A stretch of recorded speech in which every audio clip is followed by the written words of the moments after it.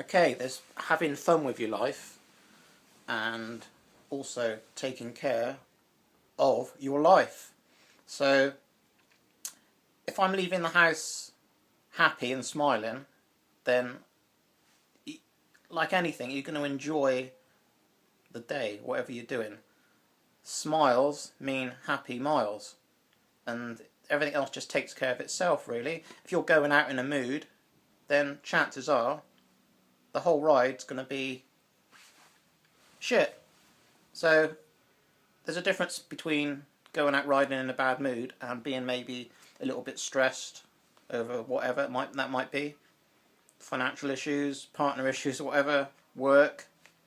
So sometimes that can help clear your head going out riding. But actually going out unhappy from the get-go, then that's a non-starter if you ask me. I've gone on many rides and literally got barely a mile down the road and come back home again because I just wasn't feeling it. So make it fun. If everything you do is fun, everything else just pretty much takes care of itself. And it comes down to being well slept, well sugared up, and just feeling good with those two elements, really. You haven't got those two elements, and obviously hydration as well. You're just going to be going downhill, man. You're just going to be going downhill. Everything takes care of itself once you've got sleep, water, and sugar in balance. And you don't always get it in balance, but then that's where learning and experimenting and experience with those three elements comes into it. Don't be scared to experiment with them. I've done it, I'm doing it, still doing it, will always be doing it. But you find after a while, certain things become second nature and you don't really think about them anymore. So it can also make it safer for you, like out on the road when you're cycling. You're carved up, you're sugared up, and you're well slept. You're going to have a safer ride, and just everything should take care of itself. You're going to be more alert, thinking ahead. Now, I'm going to share a couple of cycling tips as far as if you're on your own and you're cycling the local, then you're pretty much going to know most of the roads, if not all of the roads in your area, and in particular black spots as far as people can overtake you in certain areas and put the risk of hitting you and also running into oncoming traffic. Now I'm talking about things like crests of bridges, blind corners, things like that. So there's certain roads around where I live, you'll have like a long straight and it might run into an S-bend or something. Now, if I'm listening to music or something, which I do as I ride sometimes, I don't advise that, but that's my choice. I don't always do it. I might be listening to like a podcast or something if I'm on a particular long ride. You want to be checking over your shoulder often.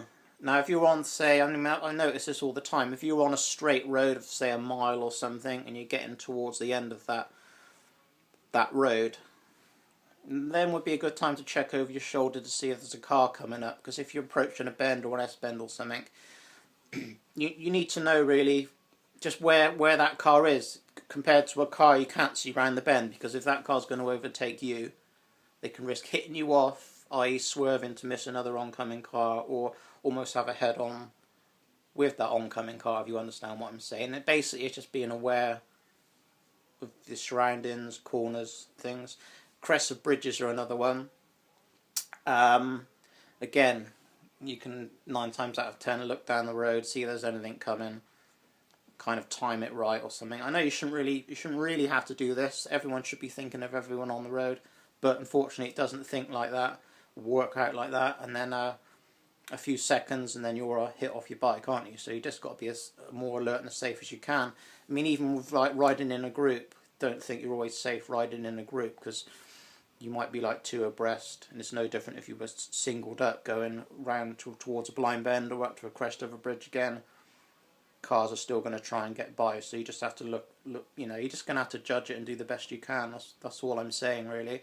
I will be doing some actually being out on the road and showing you certain areas and instances of what I'm talking about now. Another one as well, if you're riding with the sun behind you, that might be all fine and good because it's not glaring you in the eyes, But what you've got to bear in mind is if there's cars approaching you, you know, ahead, and there's junctions and stuff, don't always reckon on those cars seeing you, because I've seen people stopped in filter in lanes and stuff, and they're like, they can't see. Then they can't see you because the sun is blinding them.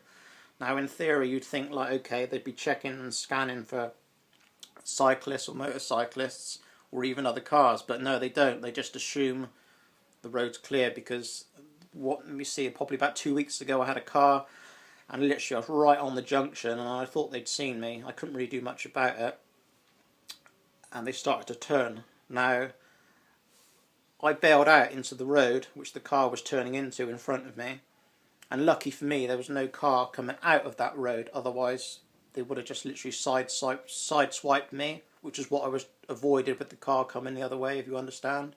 So I was very, very lucky with that. I just stopped and just shook my head, and the lady put the window down, and she was all like, well, sorry, like they always do. And I said, look, I didn't get hurt, so what can you do? You didn't get hurt, so just chill out with it and see you later. Let's start pedaling again. But some things you just can't avoid. You just can't avoid. But it does help going out cycling, being happy, being carved up, sugared up, well slept, hydrated, in a good mood, and everything usually goes right. And it helps with other people as well. If you're out with riders that are less advanced than you, or someone struggling, it always helps, man. A few smiles and a bit of encouragement goes a long way. You know, if you're out on a ride on your own and you're doing X amount of miles, it's no good slogging along and hating it. You should be enjoying it. And just everything takes care of itself, man. You see these people on TV, whether they're running 100 meters, hurdles, whatever. Some of them are so serious and in the zone, and then others kind of... There was a lady, I can't remember who she was now, back on the Olympics. She was all smiling and jumping around on the start, and she ended up winning the race, like, you know. So it's all about state of mind, I think. Definitely. So yeah, just taking it easy, really. I am at the moment. I haven't really been doing much riding. Just resting me little legs this January, and the Strava base mile challenge was pretty interesting between Harley and Matt. You gotta love all the smack talk on in the comments and that man. People take all that shit so serious. I loved all the stuff Harley was coming out with and that. I mean, Christ, if anyone ever... Oh, sorry, I saw... If anyone ever has watched like pro boxing or wrestling or something, man, you always get the shit talking coming on. It's just part of it. Get over it, man. It's getting these people take everything so serious, don't they? It's really funny. Anyway, man, catch everybody later. I'm gonna go and have something to eat and get out my balaclava in my ninja gear. See you for now.